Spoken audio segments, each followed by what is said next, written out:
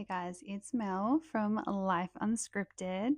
This is going to be episode 2 of our podcast, and I am really excited. I kind of haven't really launched, but I have launched. I've been posting little snippets here and there.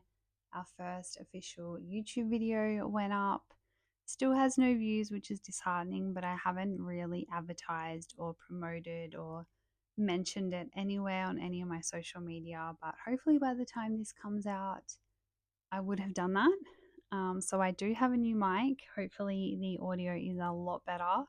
My last one, it was really hard to hear, and I know if you have listened to it, if you're going to listen to it, it might be a little bit hard to hear. Fingers crossed this makes everything easy, but make sure that you're following me. I have YouTube where the full podcast will be uploaded every week. I'm going to try my hardest to do it every single week.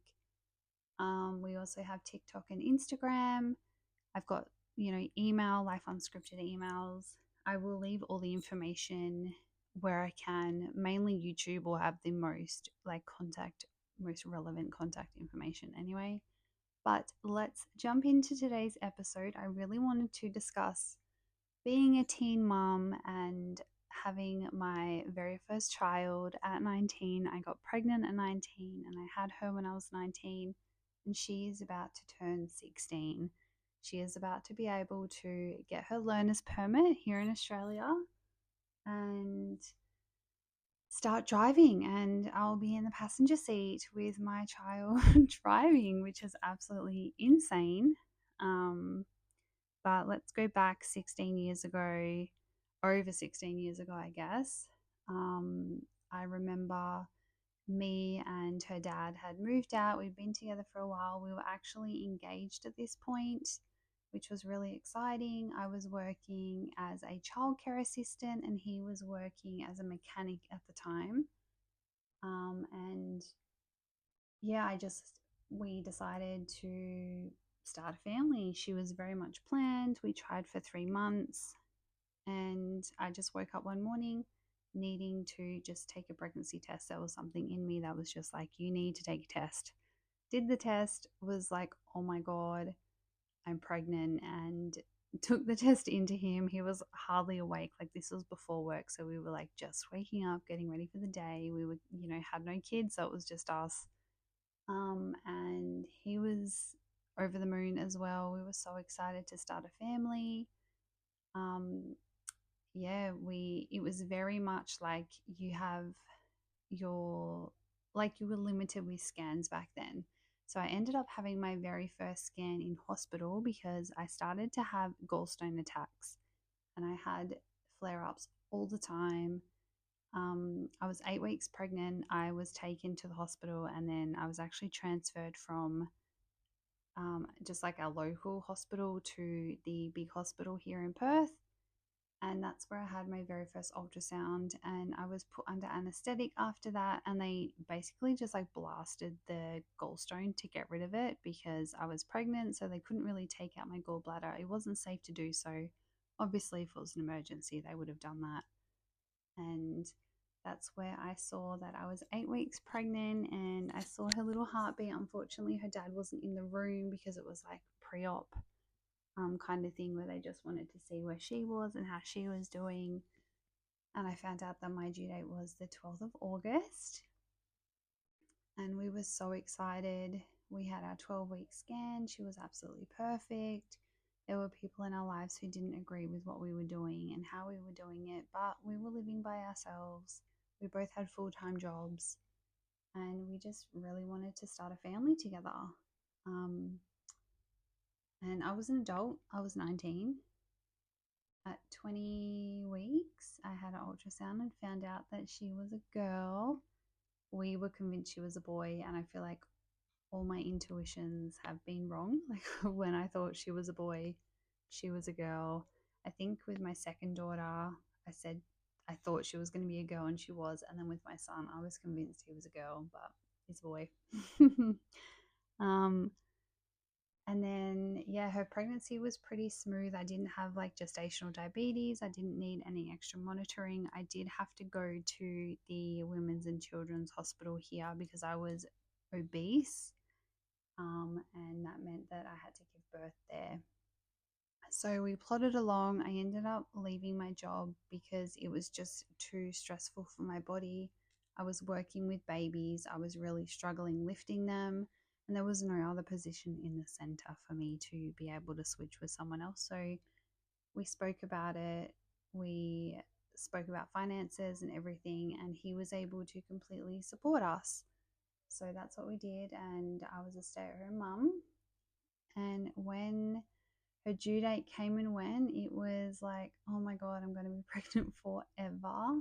It felt like forever. And I remember, I think I was like 40 weeks, and I think she was born at 40 weeks and 5 days. So I would have been 40 weeks and 4 days. We went to bed that night, and I felt like my water had like been leaking, and I didn't think anything of it. I put a pad on, woke up the next morning, it was still happening. So I called the assessment unit at the hospital, and they're like, yeah, you need to come in, like, if it's leaking, you need to check and make sure that, it's not anything bad. You may have just weed yourself. You just never know. So it's safer to go in. Anyway, they realized my water was leaking, and they said to me they were going to induce me at 6 o'clock that night. So this was probably around 3 in the afternoon. They told us to just walk around the hospital for a while, see if anything happens. I wasn't contracting or anything. And then the girl's dad went and moved his car to, like, I think it was a staff parking. The staff were lovely. They were like, yeah, just go chuck it in the staff car park. That way you won't be feed. You won't have to pay extra parking, that sort of stuff.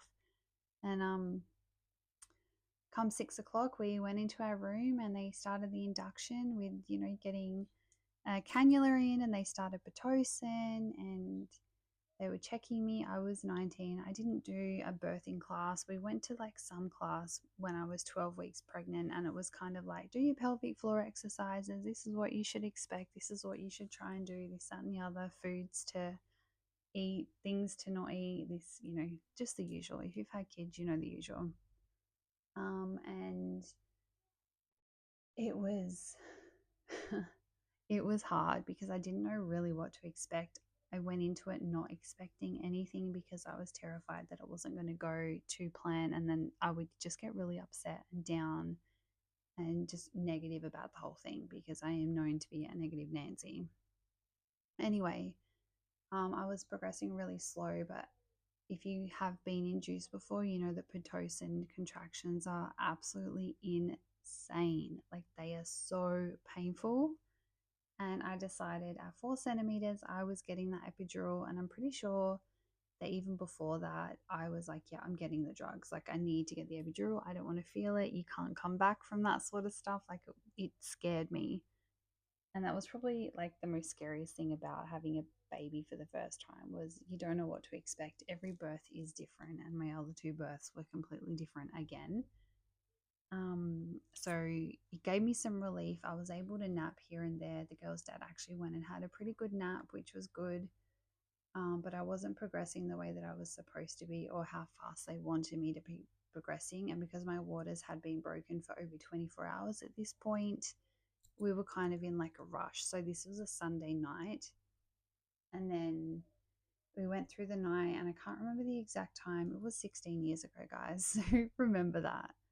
But the lady, the nurses, the midwives, everyone was so incredible. Like, they were so lovely.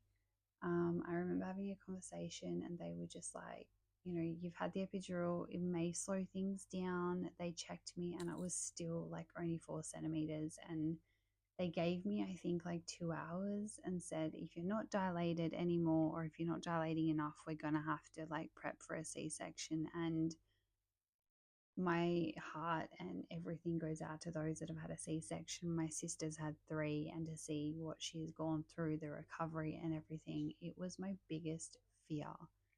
Just being awake, having, a major operation scared me so much. But thankfully, when they checked me, I was actually 10 centimeters, and they woke up my fiance at the time and said, yeah, like, it's time to get ready. Um, I don't remember how long I pushed for, but that was like the most weirdest feeling. And then when you have the epidural, you can't feel the pain, but you can feel the pressure. and just pushing her out and knowing that any moment I was about to be a mum was crazy. She was born, they put her on my chest. I'm pretty sure from memory her cord was wrapped around her neck. So they undid all of that. I didn't know about delayed cord clamping. So dad got to cut the cord straight away. She was on my chest. She wasn't crying. She was turning blue. They ended up taking her. She needed oxygen. And they just told us that she came out too quickly. Her chest looked really funny. The way she was breathing was really sinking in. Um, but after a while, she was just perfect. And then they came up to me, they stitched me up. I was still had the epidural, and they said to me, "Oh, we're going to have to take the epidural out. You got to jump in the shower, and then we're putting you in a taxi to go to another hospital because we have no beds." I'm a new mum. It was just me and her dad in the room. We had no other support. And it was terrifying. We hadn't even got the car seat installed into the car yet. So that was another problem. But yeah, getting into the shower was so hard. I was like, blood was just dripping out of me. I didn't expect that at all. I needed the midwife and my boyfriend to help, or my fiance to help me into the shower. He stayed with me the whole time to make sure I was safe. And then once I was up and ready, I could barely walk, but they said, "Okay, bye bye," and sent me downstairs with my baby. I can't remember if I was holding her or if he was holding her, but he ended up having to go in his car. And they handed me a voucher and said, "Here, this is for a taxi." I hadn't slept for over 24 hours at this point, and they called a taxi with a baby car seat in it. So we put her in there. I was so like exhausted. I could hardly walk properly, still couldn't feel parts of my body. It was insane. And then I remember that the taxi had really low fuel. And then all of a sudden, I opened my eyes and the fuel tank was full. So I don't know whether I was delusional, but I'm pretty sure he went to the fuel station and filled up, which is absolutely terrifying to think about. And then I got to the hospital. My sister and her boyfriend at the time were there. And I remember walking in, I had my daughter in my hands and I literally threw her to my sister because I still at this point was recovering from the epidural. I was in so much pain. I had tried breastfeeding, so I was really sore and uncomfortable. And we got admitted to a room, and that hospital stay was beautiful. She ended up having jaundice, so she was under lights after the second day. And I stayed there from Monday night until Friday night when I demanded to stay home. Um, I didn't know how long she was going to be under the blue lights for, and that was horrible because I couldn't cuddle her. She just had to be sat next to me in the cot with the blue lights. And the nurses often would come in and ask if I wanted them to take her. And I said no. There was one point a nurse came in and she's like, "Do you have your baby?" And I was just like, "What?" And she's like, "Oh, don't worry about it." And then I found out that like someone had tried to take someone else's baby. So I became very protective and I didn't leave her side. The only time I went to the toilet or the shower was if her dad was with me. He went back to work pretty much. And then I'm pretty sure he got sent home and then he just rested and slept and stuff. So he was able to get some rest. And when he came back to the hospital, that's when I went for a shower and those sorts of things. Um, but since that birth, I never stayed a night in the hospital, thankfully. She was healthy after that. I demanded to go home on the Friday. My mum had even called the hospital a few times because they just weren't telling me information about how long she was going to be under the lights or what else needed to be done before we left. And they had done a hearing test. I did like the heel prick test and those sorts of things. And she was just perfect. And the perfect way to enter motherhood was having her, and it was beautiful. I loved every minute of it. I wish sometimes I could go back in time and just suck in those moments just a little bit more because I feel like time just goes so quickly. And with your first, you just are so excited for them to get like to the next stage, to the next milestone. But it was magical, and I've always wanted to be a mum. Like it's always something I've wanted to do. So finally being a mum, even though I was 19 when I became a mum, was the best thing that has ever happened to me. We have such an amazing bond now. She was a really hard toddler, and as a baby, she actually had thrush as a newborn, and it took us 3 or 4 hospital visits to the children's hospital to get her diagnosed, and we ended up staying a night overnight. And during that hospital stay for her, I ended up having another gallstone attack. And when she was 3 months old, I had my gallstones and my gallbladder completely removed, which caused me a whole bunch of other medical issues. But we'll get back to that another time. But the last 16 years has been incredible, watching her grow into the beautiful girl that she is and the young lady. And yeah, she's thriving. And trying to film a podcast when the kids are away is really hard. Like, I set them up with everything, and hubby's home as well, but I knew I'd get interrupted, but all good. I love them.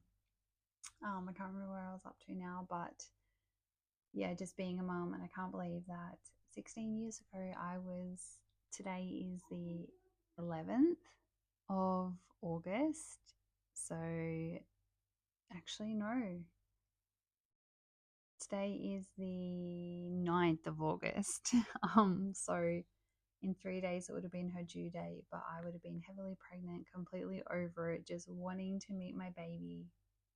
And yeah, her birth story, as hard as it was, and because I was such a new mum and I was really doped up with, the epidural and just being exhausted, I can't wait to tell you the birth of my second and third baby because it just got better.